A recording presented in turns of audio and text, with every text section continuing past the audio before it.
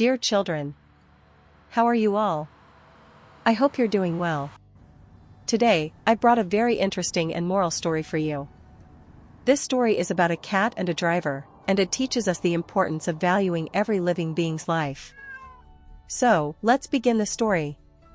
One day, on a busy road, a cat named Champy was trying to cross the street. Suddenly, a speeding car came, and the driver didn't see the cat. The car hit Champy, and she was injured, lying on the side of the road. The driver, named Ollie, immediately stopped the car and got out. He saw that Champy was hurt and in pain.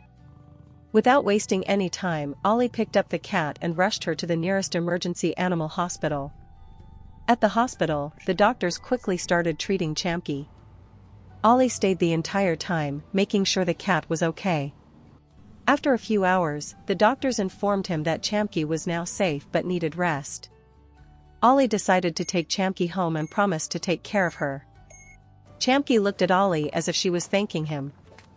A friendship began between Ollie and Champy, and Ollie learned the importance of valuing every living being's life.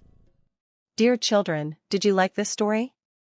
If yes, please subscribe to our channel and watch more of our videos.